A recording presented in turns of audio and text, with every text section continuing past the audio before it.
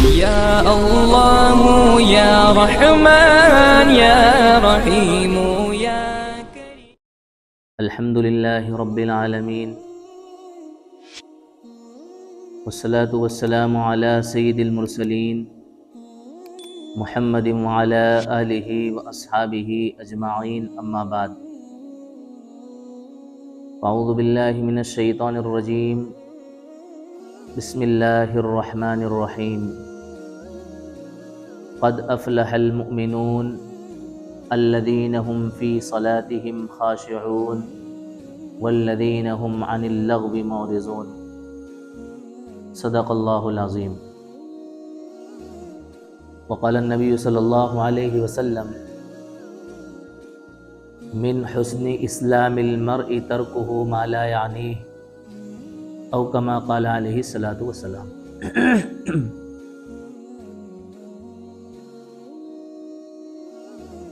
محترم بزرگوں اور عزیزوں، اللہ رب العزت نے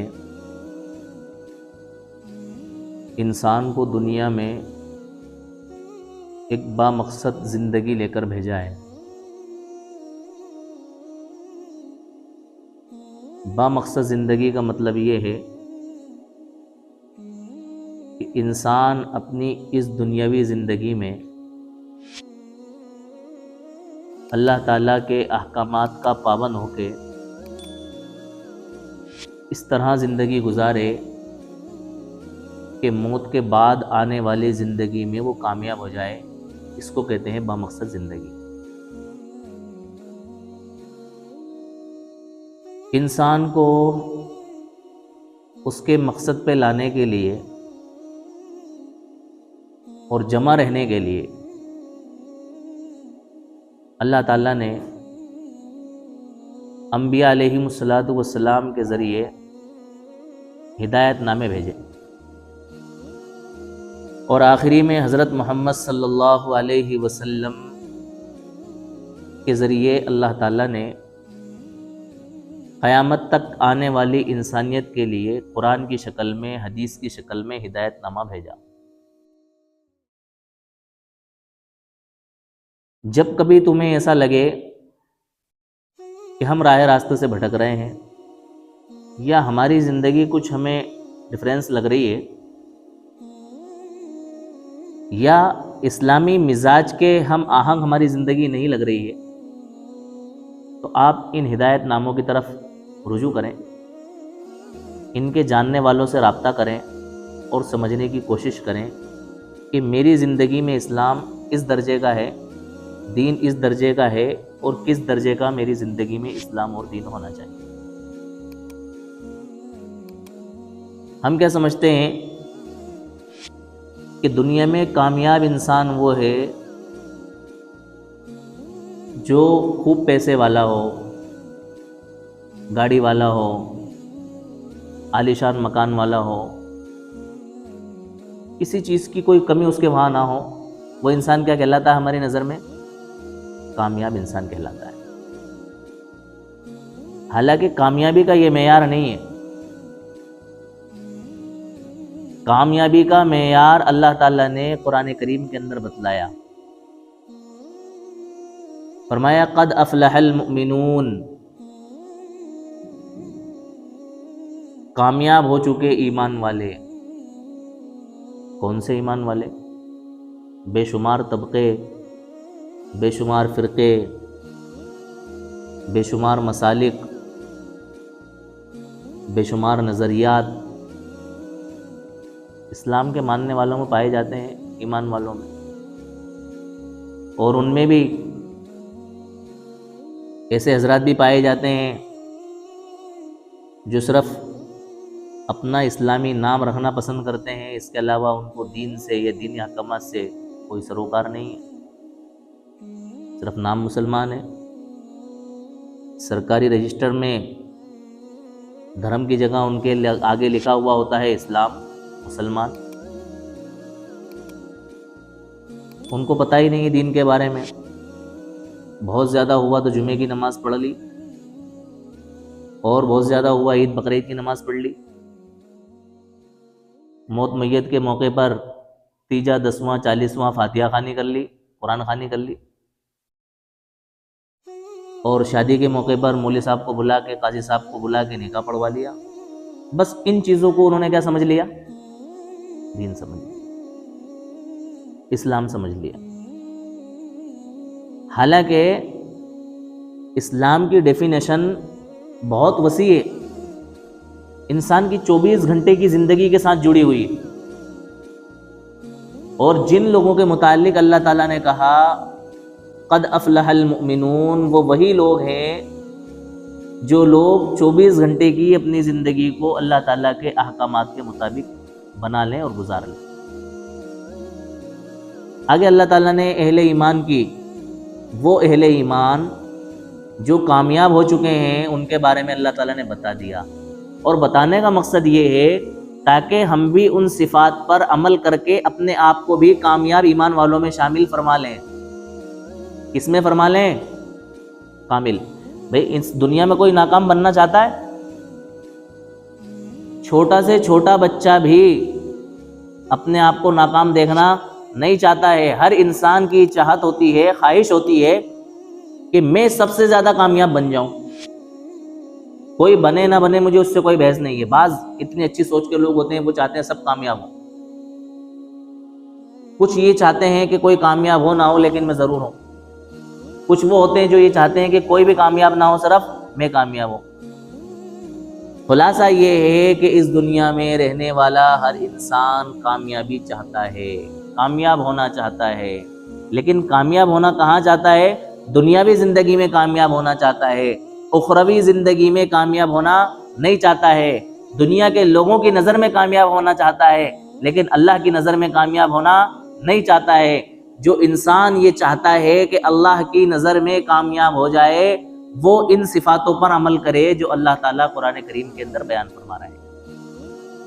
اللہ نے تو بتا دیا بھئی کامیاب ہو گئے مومنین۔ کون سے مومنین کامیاب ہو گئے؟ ان کو دیکھ کے ہم بھی چاہت کر رہے ہیں، تمنا کر رہے ہیں، خواہش کر رہے ہیں کہ بھئی کون سے مومن کامیاب ہو گئے، ایسا کون سا ان کا عمل ہے، کون سا ان کا فعل ہے، کون سی خوبی ان کے اندر پائی جاتی ہے۔ کلمہ ہم نے بھی پڑھا ہے، کلمہ انہوں نے بھی پڑھا ہے، اللہ کو ہم بھی مانتے ہیں، اللہ کو وہ بھی مانتے ہیں، رسول اللہ کو ہم بھی مانتے ہیں، رسول اللہ کو وہ بھی مانتے ہیں، آخرت پر ہم بھی ایمان لاتے ہیں، قیامت پر ہم بھی ایمان لاتے ہیں، مرنے کے بعد دوبارہ زندہ ہونے پر ہم ایمان لاتے ہیں، فرشتوں پر ایمان لاتے ہیں، رسولوں پر ایمان لاتے ہیں۔ تو ایسا ان کے اندر کون سا انوکھا پہلو ہے جس پہلو کی وجہ سے اللہ تعالیٰ نے ان کی کامیابی کا سرٹیفکیٹ ان کو دے دیا، تاکہ ہم بھی ان کے نقش قدم پہ چل کے، یا اللہ تعالیٰ نے جو طریقہ ان کی کامیابی کا قرآن کریم کے اندر بتلایا، اور وہ فارمولا جس فارمولے کی وجہ سے اللہ تعالیٰ نے ان کو کامیابی کا سرٹیفکیٹ دیا، ہمیں پتہ چل جائے تو ہم بھی اس فارمولے کو کیا کر لیں؟ استعمال کر لیں۔ کہ کسی انسان کے اندر بدنی کمزوری ہو، بہت بیمار رہتا ہو، تھکا ہارا رہتا ہو، ہاتھ پیر کام نہ کرتے ہوں، تھوڑا بہت کام کرتا ہو تھک جاتا ہو، حکیم لوگ لکھتے رہتے ہیں اس طرح کے نسخے، تھکاوٹ ہو جاتی ہو، کمزوری ہو جاتی ہو، پریشان رہتا ہو، بے چین رہتا ہو، دل کی دھڑکن بڑھ جاتی ہو وغیرہ وغیرہ، تو ان کے لیے یہ معجون استعمال کریں۔ تو فرض کریں اگر کوئی ایسا بیمار انسان جو ہمیشہ بیمار رہتا ہو، اگر کسی دوا سے اچھا ہو جائے، تندرست ہو جائے، صحت مند ہو جائے، تو دوسرا وہ انسان جو اسی طرح اسی جیسی بیماری میں مبتلا ہے، بتاؤ اس سے یہ پوچھنے کی زحمت اٹھائے گا کہ نہیں اٹھائے گا کہ تم نے کیا استعمال کرا، کس ڈاکٹر سے ملے تم، کس کے پاس گئے تھے، کس کا ٹریٹمنٹ لیا، کس حکیم صاحب سے دوا کروائی، کون سا نسخہ تم نے کھایا، کون سی ادویات تم نے استعمال کی، بھائی مجھے بھی بتا دو، ڈاکٹر کا پتہ مجھے بتا دو، مجھے بھی جانا ہے۔ یہ ہر انسان کی تلاش ہوتی ہے، ہر انسان کی یہ تلاش ہوتی ہے۔ جو انسان اپنے جیسے انسان کو کسی چیز میں کامیاب ہوتا ہوا دیکھتا ہے کہ اس کی کامیابی کا راز کیا ہے، اس کی صحت کا راز کیا ہے، اس کی تندرستی کا راز کیا ہے، مجھے پتا چلے تاکہ میں بھی وہ نسخہ استعمال کروں اور میں بھی اپنے آپ کو کیا کر لوں، صحت مند کر لوں۔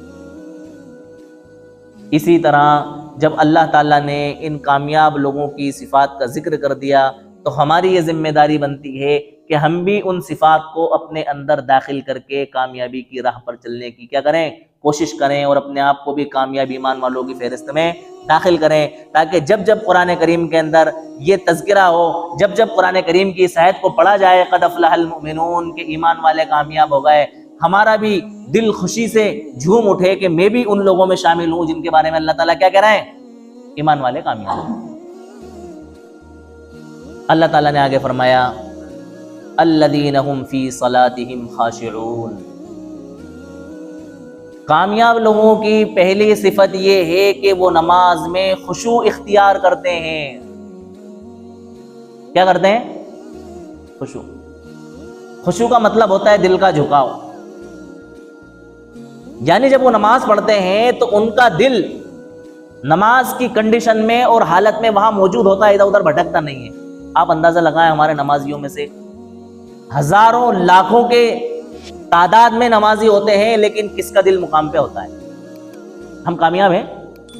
ہم اپنے آپ کو کامیاب کہہ سکتے ہیں؟ اگرچہ ہم نمازی ہیں، امام ہیں، مولوی صاحب ہیں، حافظ صاحب ہیں، قاری صاحب ہیں، مفتی صاحب ہیں، علامہ صاحب ہیں، چودھری صاحب ہیں، صدر صاحب ہیں، مؤذن صاحب ہیں، وغیرہ وغیرہ جو بھی ہیں، ہم اپنے گریبان میں جھانک کے یہ فیصلہ کریں کہ کیا نماز کے دوران ہمارا دل اللہ تعالیٰ کی طرف جھکا ہوا ہوتا ہے؟ ہمارا دل مقام پہ ہوتا ہے؟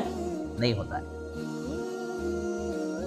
بلکہ ہم نماز پڑھ رہے ہوتے ہیں، ہمارا سارا بدن نماز کے ایکٹیویٹیز کر رہا ہوتا ہے، اوریجنل یہ ہے کہ ہمارا دل وہاں مقام پہ نہیں ہوتا ہے۔ اسی لیے علامہ اقبال نے ایک بڑا پیارا شعر کہا، یہ تیرے سجدے تجھے کافر نہ بنا دیں، تو جھکتا کہیں اور ہے سوچتا کہیں اور ہے۔ یہ تیرے سجدے تجھے کافر نہ بنا دیں، تو جھکتا کہیں اور ہے اور سوچتا کہیں اور ہے۔ دل و دماغ ہمارا مقام پہ نماز کی کنڈیشن میں نہیں ہے۔ اللہ کے رسول صلی اللہ علیہ وسلم نے ایک شخص کو دیکھا کہ نماز کے دوران وہ اپنی داڑھی سے کھیل رہا ہے۔ اللہ کے رسول نے اس کو منع فرمایا کہ نماز کے اندر خشوع اختیار کرو۔ دو لفظ بولے جاتے ہیں نا، خشوع خضوع۔ خشوع کا مطلب ہے نماز کی کنڈیشن میں اپنے دل کو اللہ کے سامنے جھکا دینا، اور خضوع کا مطلب ہے اپنے تمام اعضاء کو نماز کی حالت میں پرسکون رکھنا اور نماز کے منافی کوئی عمل نماز کے دوران نہ کرنا۔ تو فرمایا کامیاب ایمان والے وہ لوگ ہیں جو نماز کے اندر کیا کرتے ہیں؟ خشوع اختیار کرتے ہیں، اپنا دل اللہ تعالیٰ کے سامنے جھکاتے ہیں۔ ویسے ہی ہمارے وہاں نمازیوں کی تعداد کم ہے۔ ہمارے یہاں سے مراد ہماری مسجدوں میں، ہمارے محلوں میں، ہمارے گاؤں دیہاتوں میں، ہمارے اپنے شہروں میں 100% اگر مسلمان ہیں تو 2% صرف نمازی ہوتے ہیں۔ کتنے ہوتے ہیں؟ 2%۔ 98 لوگ ہمارے وہاں نماز نہیں پڑھتے۔ اب جو لوگ نماز نہیں پڑھ رہے ہیں وہ کامیاب ہو سکتے ہیں، اور جو لوگ نماز پڑھ رہے ہیں لیکن خشوع اختیار نہیں کر رہے ہیں وہ کامیاب ہو سکتے ہیں؟ اپنے آپ کو کامیاب ایمان والوں کی فہرست میں شامل کر سکتے ہیں؟ نہیں کر سکتے۔ لہٰذا یہ بات سننے کے بعد، سمجھنے کے بعد ہماری ذمہ داری بڑھ جاتی ہے کہ ہم اپنے لیے یہ فیصلہ کریں کہ ہم نماز تو پڑھتے ہی ہیں، لیکن نماز پڑھنے کے ساتھ ساتھ ہم اپنی نماز کے اندر خشوع بھی اختیار کریں گے اور خضوع بھی اختیار کریں گے، تاکہ ہماری نماز کامیاب ہو، اور نماز کی کامیابی کے ساتھ ہم اللہ تعالیٰ کے مومنین جو کامیاب ایمان والے ہیں ان کی فہرست میں اپنے آپ کو کیا کر لیں؟ شامل اور داخل کر لیں۔ قد افلح المؤمنون الذین هم فی صلاتهم خاشعون۔ دوسری صفت اللہ تعالیٰ نے اہل ایمان جو کہ کامیاب ہیں اللہ تعالیٰ کی نظر میں، جن کو کامیابی کا سرٹیفکیٹ ملا ہوا ہے، فرمایا اہل ایمان وہ ہیں جو کہ لغو باتوں سے اعراض کرتے ہیں، کنارہ کشی اختیار کرتے ہیں، بےہودہ کی باتوں میں نہیں پڑتے، بےہودہ کی باتوں میں نہیں الجھتے۔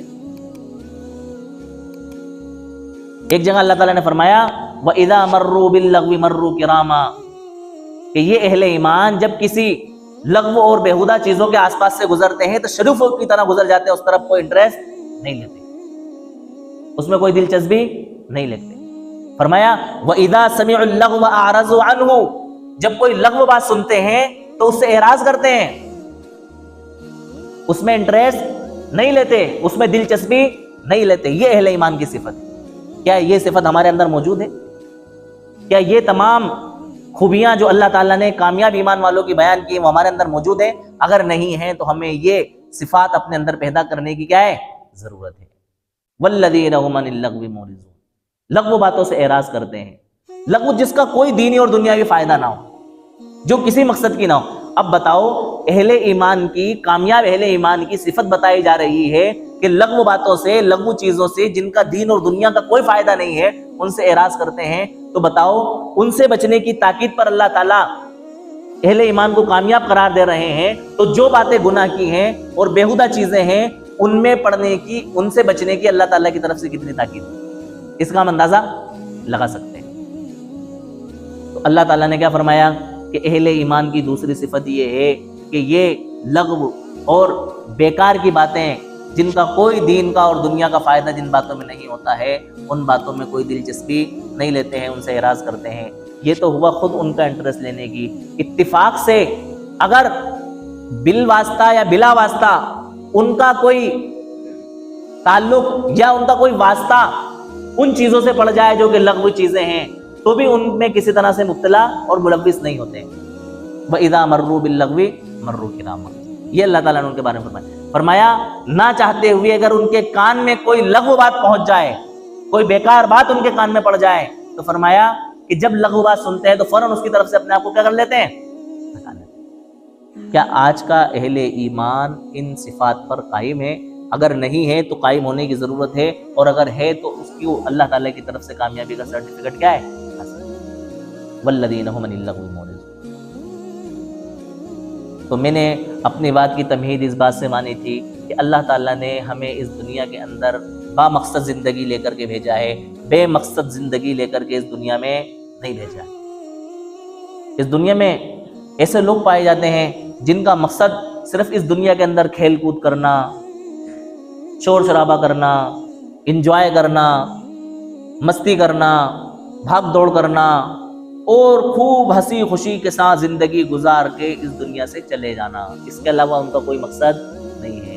ہم اہل ایمان ہیں، ہمیں بالکل اللہ تعالیٰ نے ایسا بھی نہیں بنایا کہ آپ ایک دم ایک کونے میں بیٹھ جائیں، شہر سے نکل جائیں، کسی جنگل اور دیہات میں چلے جائیں اور وہاں جا کر کے ساری دنیا سے کٹ کے تم صرف اللہ تعالیٰ کے لیے اپنے آپ کو فارغ کر لو، یعنی رحمانیت اختیار کر لو، اس کی بھی تعلیم نہیں ہے۔ اور ہمیں مکمل آزادانہ طور پر یہ بھی ہدایت نہیں ہے کہ تم بالکل اللہ تعالیٰ کے احکامات سے بری ذمہ ہو کر کے اور اللہ تعالیٰ کی بتائی ہوئی تعلیمات سے دور ہو کر کے اس طرح کی زندگی گزارو کہ تم اللہ تعالیٰ کو اور آخرت کو بھول جاؤ اور زندگی گزار کے اس دنیا سے چلے جاؤ۔ نہیں، بلکہ تمہیں ایک میانہ اور درمیانہ راستہ اللہ تعالیٰ نے یہ دیا کہ جو جائز چیزیں تمہارے لیے ہیں ان جائز چیزوں کو تم کرو، اور جو ناجائز چیزیں ہیں ان سے تم کیا کرتے جاؤ؟ بچتے ہوئے اپنی زندگی گزارتے چلے جاؤ۔ اللہ تعالیٰ نے انسان کی طبیعت کے مطابق، انسان کے مزاج کی رعایت کرتے ہوئے ان تمام چیزوں کے استعمال کی اجازت دے دی جس کی انسان کو ضرورت ہے، جو انسان کے لیے مناسب ہیں، جو انسان کے لیے بہتر ہے، جن کا انسان کو کوئی نقصان اور سائیڈ ایفیکٹ نہیں پہنچتا ہے، اور جن چیزوں سے انسان کو نقصان پہنچتا ہے، جن چیزوں سے انسان کو سائیڈ ایفیکٹ ہوتا ہے، جن چیزوں سے انسان کے لیے تباہی ہے، ان تمام چیزوں سے اللہ تعالیٰ نے کیا کر دیا؟ منع کر دیا، یعنی کہ ان کی اجازت نہیں دی۔ انسان اس دنیا میں آیا تو کبھی کبھار انسان ایک ہی حالت پر رہتے ہوئے اکتا جاتا ہے، اس کا دل بھر جاتا ہے۔ کبھی اس کا دل ہوتا ہے کہ میں کہیں گھومنے کے لیے جاؤں، کبھی اس کا دل ہوتا ہے کہ میں کچھ نیا کھاؤں، کبھی اس کا دل ہوتا ہے کہ میں کچھ نیا کروں، کچھ الگ کروں۔ اس طرح ایک انسان کی چاہت ہوتی ہے۔ اللہ تعالیٰ نے شریعت کے دائرے میں رہتے ہوئے حدود کی پابندی کے ساتھ ان تمام اس کی جائز خواہشات کو پورا کرنے کی کیا دی ہے؟ اجازت دی کہ تو اپنی جائز خواہشات شریعت کی نظر میں شریعت کا پابند رہتے ہوئے اپنی تمام تر جائز خواہشات کو کیا کر سکتا ہے؟ پورا کر سکتا ہے۔ منع نہیں کیا، نہیں تم صرف گھر میں ہی کھانا کھاؤ گے، ہوٹل میں کھانا نہیں کھا سکتے، نہیں کھا سکتے ہو۔ حلال کھانے جو اپنے گھر میں کھا سکتے ہو، شریعت کی رعایت کے ساتھ وہی حلال کھانے آپ ہوٹل میں جا کر کے بھی کھا سکتے ہو۔ آپ کی چاہت ہے، آپ کی دلی تمنا ہے، آپ کو اللہ تعالیٰ نے کیا دے دی ہے؟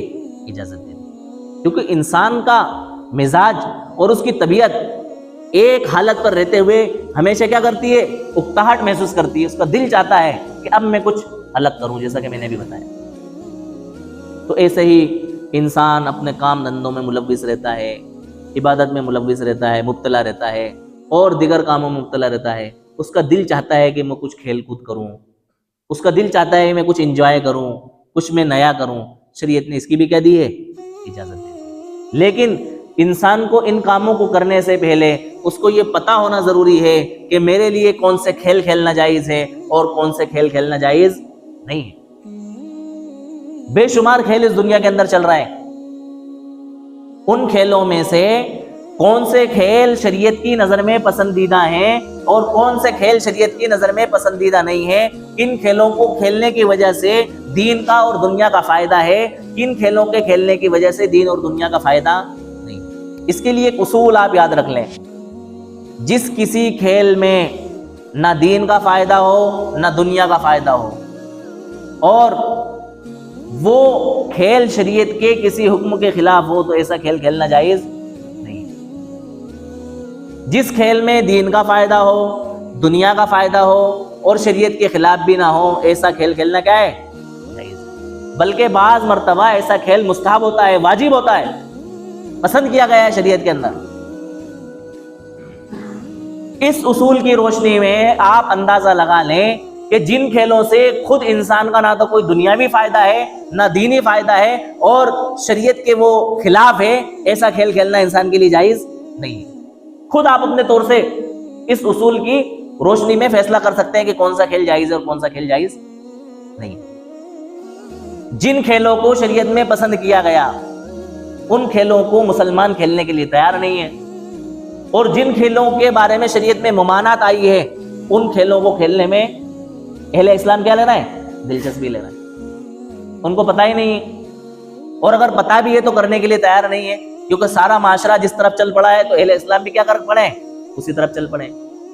قرب قیامت کا دور ہے، اللہ کے رسول صلی اللہ علیہ وسلم نے فرمایا کہ قیامت کے قریب ایک زمانہ ایسا آئے گا کہ میری امت کے لوگ غیروں کی دیکھا دیکھی ان سوراخوں میں، چوہے کے بلوں میں بھی اپنے آپ کو گھسائیں گے اور گھس جائیں گے، گھسنے کی کوشش کریں گے جبکہ گھسا نہیں جا سکتا ہے، لیکن دوسرے لوگوں کی تقلید میں، ان کی دیکھا دیکھی، ان کی نقل کرنے میں جہاں وہ گھسیں گے ان کے ساتھ ساتھ وہ بھی کیا کر جائیں گے؟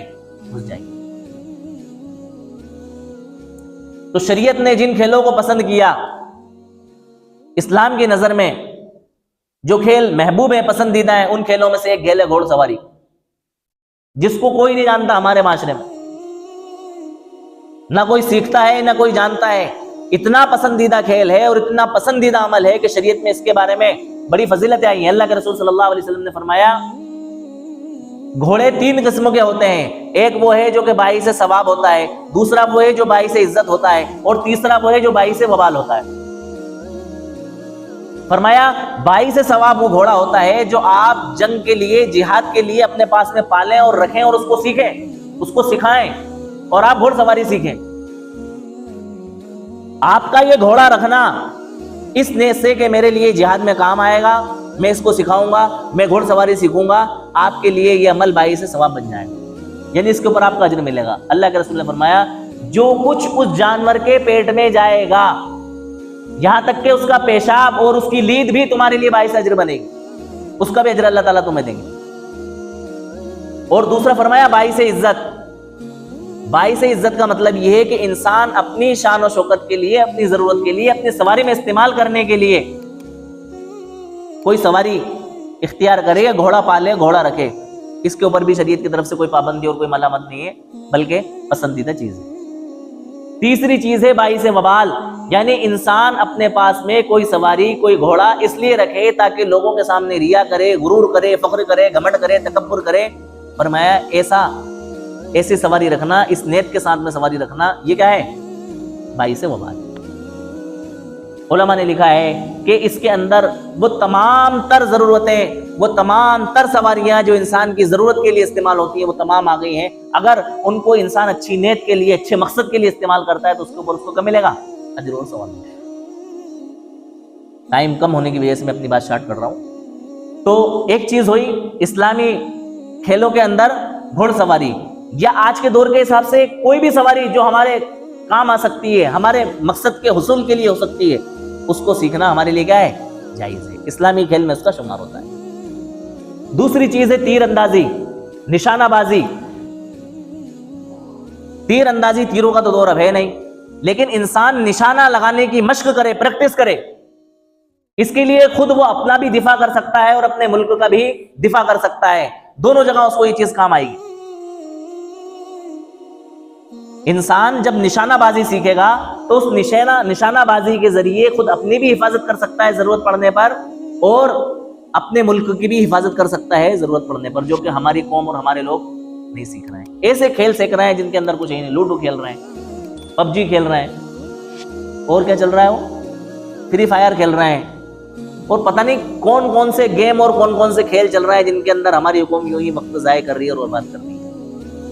کشتی سیکھنا چاہیے ہماری قوم کو، لڑاکو بننا چاہیے۔ کشتی کو اللہ کے رسول صلی اللہ علیہ وسلم نے پسند فرمایا۔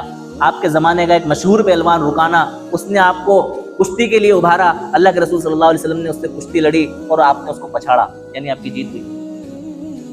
تیراکی ہم نہیں جانتے، تیراکی ہماری جسم کے لیے، ہماری صحت کے لیے، ہماری سانس کے لیے، ہماری روشنی کے لیے آنکھوں کی، ہماری پوری باڈی کے لیے بڑی پیاری چیز ہے تیراکی۔ خاص طور سے وہ لوگ جو ساحلی علاقوں میں رہتے ہیں، نشیبی علاقوں میں رہتے ہیں، ندی نالوں کے پاس رہتے ہیں، بعض مرتبہ ایسے حالات آ جاتے ہیں کہ لوگ ڈوب جاتے ہیں، تو جن کو تیراکی یاد ہوتی ہے وہ اپنی تیراکی کی مدد سے ان لوگوں کی کیا کرتے ہیں، جانیں بچا لیتے ہیں۔ بڑا پیارا فن ہے تیراکی۔ حضرت عبداللہ ابن عباس رضی اللہ تعالیٰ فرماتے ہیں کہ ہم لوگ احرام کی حالت میں تھے، ایک مرتبہ میں نے حضرت عمر رضی اللہ تعالیٰ کو بولا کہ آؤ چلو ہم غوطہ لگاتے ہیں، کس کی سانس زیادہ لمبی ہے ہم اس کو آزماتے ہیں۔ صحابہ کرام ان چیزوں کو پسند کیا کرتے تھے۔ دوڑنا، ورزش کرنا، یہ چیزیں ہمارے اسلام کا حصہ ہے۔ ہماری قوم کے لوگ ورزش نہیں کر رہے ہیں، سونے سے فرصت نہیں ہے۔ 12 بجے تک ہماری قوم کے لوگوں کو، دن کے 12 بجے تک سونے سے فرصت نہیں، رات کے 2 بجے سے پہلے سوتے نہیں اور دن کے 2 بجے سے پہلے جاگتے نہیں۔ صحت مند ہونا یہ کتنی بڑی علامت، کتنی بڑی دولت ہے ہمارے لیے، اور ورزش کرنا، اپنے آپ کو مضبوط رکھنا، طاقتور ایمان والے کو اللہ تعالیٰ نے پسند کیا ہے کمزور اور ضعیف مومن کے مقابلے میں۔ بھئی ہماری کوشش یہ ہونا چاہیے کہ ہم دوڑ لگائیں۔ صحابہ کرام دوڑ لگایا کرتے تھے، ایک دوسرے سے مقابلہ بازی کیا کرتے تھے۔ حضرت زبیر بن عوام رضی اللہ تعالیٰ عنہ فرماتے ہیں کہ ایک مرتبہ میں نے حضرت عمر فاروق رضی اللہ تعالیٰ عنہ کے ساتھ دوڑ لگائی اور میں جیت گیا، اور میں نے خوشی کے مارے کہا رب کعبہ کی قسم میں جیت گیا۔ پھر ایک دوسرے موقع پر ہم دونوں نے دوڑ لگائی اور حضرت عمر فاروق رضی اللہ تعالیٰ عنہ جیت گئے، پھر انہوں نے وہی جملہ دہرایا کہ رب کعبہ کی قسم میں جیت گئے۔ تو ایسے بے شمار کھیل اسلامی کھیل ہیں اور اسلامی ورزشیں ہیں، اور اسلامی کبڈی ہے، یہ ہمارے کبڈی اسی کشتی کے حکم میں آتا ہے۔ ان چیزوں کو ہمیں سیکھنا چاہیے اور ان کو استعمال میں لانا چاہیے۔ وہ بےہودہ کھیل جن سے کوئی دین کا اور دنیا کا فائدہ نہیں ہے، ان سے ہمیں اعراض کرنا چاہیے اور بچنا چاہیے۔ اب میں آتا ہوں مدعے کی بات کے اوپر۔ اب ہمارے سامنے جنوری کا مہینہ چالو ہو چکا ہے، ہم دیکھ رہے ہیں کہ ہمارے چھوٹے چھوٹے بچے، جوان کیا، بوڑھے کیا، شادی شدہ کا، یہاں تک کہ لڑکیاں پتنگ بازی کے اندر لگی ہوئی ہیں۔ غور کرو آپ اس بات کے اوپر، پتنگ بازی یہ کوئی کھیل ہے؟ اس کو ہم کیا سمجھیں گے؟ اس کو وہی سمجھیں گے ہم کہ یہ لغو اور بےہودہ کی چیزیں ہیں، ان سے ہمارا دین کا اور دنیا کا کوئی فائدہ نہیں ہے۔ اگر ہم اس پتنگ بازی کے کھیل کو قرآن اور حدیث کی روشنی میں، شریعت کی روشنی میں دیکھتے ہیں تو نہ پتنگ بازی جائز ہے، نہ اس کی خرید و فروخت جائز ہے۔ یہ چھوٹی موٹی تجارت بن گئی ہے، اور کتنے نقصانات اس کے ہو رہے ہیں، اس کے اوپر کوئی دھیان نہیں دے رہا ہے۔ نہ گھر کے لوگ دھیان دے رہے ہیں، نہ محلے کے لوگ دھیان دے رہے ہیں، نہ حکومتیں دھیان دے رہی ہیں، نہ سرکاریں دھیان دے رہی ہیں، کوئی دھیان نہیں دے رہا، سب اپنی تیری کے اندر لگے ہوئے ہیں۔ کتنے انسانوں کی جانیں چلی جاتی ہیں، کتنے پرندوں کی جانیں چلی جاتی ہیں، کتنے لوگوں کو نقصان پہنچ جاتا ہے۔ خود پتنگ بازی والے پتنگ کے چکر میں کسی اونچی جگہ پر چڑھ کر کے پتنگ اڑا رہے ہوتے ہیں، پتہ چلتا ہے کہ دھیان نہیں رہتا، چھت سے گر گئے اور کوئی جانی نقصان پہنچ گیا، یا اپنی جان سے ہاتھ دھو بیٹھے۔ اللہ تعالیٰ نے فرمایا وَلَا تُلْقُوا أَنفُسَكُمْ کہ اپنے آپ کو قتل نہ کرو، اپنی جانوں کو ہلاکت میں نہ ڈالو۔ وَلَا تُلْقُوا بِأَيْدِيكُمْ إِلَى التَّهْلُكَةِ آپ سے لڑائی جھگڑے ہو رہے ہیں، میری پتنگ اس کی چھت پہ چلی گئی، اس کی پتنگ میرے چھت پہ آ گئی، وہ آپس میں بچے لڑ مرے، دونوں فیملی والے لوگ آپس میں لڑ پڑے کہ بھیا میرے بچے کو تم نے مار دیا، میرے بچے کی پتنگ چھین لی، میرے بچے کا دھاگا چھین لی۔ تو یہ پتنگ بازی کوئی اچھی چیز نہیں ہے، اس کے بے شمار مفاسد اور نقصانات ہیں۔ یہ ہم لوگوں کی ذمہ داری بنتی ہے کہ اپنے گھر کے بچوں کو اس پتنگ بازی سے روکیں، ان کے اوپر نظر رکھیں۔ اتنے بے فکر ہم کیسے ہیں کہ ہمارے بچے ہم سے پیسے لے کر، پیسوں کی بربادی، ہزاروں روپے کی پتنگیں ہمارے بچے خرید کے یوں ہی برباد کر دیتے ہیں پیسے۔ دھاگے لا رہے ہیں، وہ دھاگا جو جنرلی عام طور سے چلتا رہتا ہے ڈور، اس کے اندر کانچ کا چورا ملا ہوتا ہے، کتنا خطرناک ہوتا ہے وہ چائنا ڈور کی بات نہیں کر رہا ہوں میں، ایک جو جنرل دھاگا چلتا ہے وہ بھی بڑا خطرناک ہوتا ہے. یہ دیکھ رہا ہوں میرے یہ نشان ہلکا سا، یہ نشان ایک صاحب دھاگا اکٹھا کر رہے تھے اور ان کو یہ نہیں پتا میں جا رہا ہوں، اور دھاگا زور سے کھینچا اور یہ نشان آیا پرسوں نرسوں کے روز. میں نے بولا بھیا کیا کر رہا ہوں؟ کہنا کہ یار یہ کسی کو لگ جاتا ہے اس لیے میں اس کو لپیٹ رہا ہوں. تو میں نے کہا اس کے چکر میں تم نے میرے کو لپیٹ لیا. اور بہت گاڑی میری 10-15 کی اسپیڈ میں ہوگی بس خالی، میری گاڑی بھی گرنے سے بچی، اور زیادہ اسپیڈ میں ہوتی تو بتاؤ کیا ہوتا. تو ایسے ہزاروں لوگ ان دھاگوں کی زد میں آتے ہیں، گاڑی والے آ جاتے ہیں، موٹر سائیکل والے، سائیکل والے، پیدل چلنے والے، کسی کی ناک کٹ گئی، کسی کا کان کٹ گیا، کسی کے ہونٹ کٹ گئے، کسی کی پیشانی کٹ گئی، کسی کے گال کٹ گئے، کسی کا چہرہ کٹ گیا، یہاں تک کہ لوگوں کے گلے کٹ جاتے ہیں.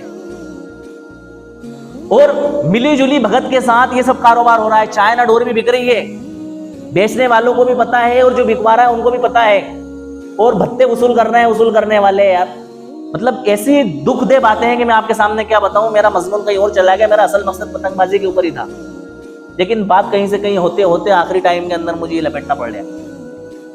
تو ایسے بے شمار نقصانات ہیں. ہماری یہ ذمہ داری بنتی ہے کہ ہم اپنے متعلقین کو پتنگ بازی سے روکیں، خود بھی رکیں. میں نے ایسے لوگوں کو پتنگ اڑاتے ہوئے دیکھا جو دادا نانا بن گئے. اب بچپن کا شوق ہے، ایسا کیسا شوق ہے بے وقوفانہ شوق؟ یہ کوئی شوق ہوتا ہے؟ تو اس کے بے شمار نقصانات ہیں. شریعت نے ہمیں اس کی اجازت نہیں دی ہے. حقیقت یہ ہے کہ شریعت نے اس کھیل کو پسند نہیں کیا ہے، بلکہ شریعت کے اندر پتنگ بیچنا، پتنگ اڑانا، پتنگ لوٹنا، پتنگ کا استعمال کرنا، یہ تمام کے تمام امور ناجائز ہیں، ناپسندیدہ ہیں. اللہ تعالی ہم سب کو ان سے بچنے کی توفیق عطا فرمائے. واخر دعوانا الحمدللہ رب العالمین.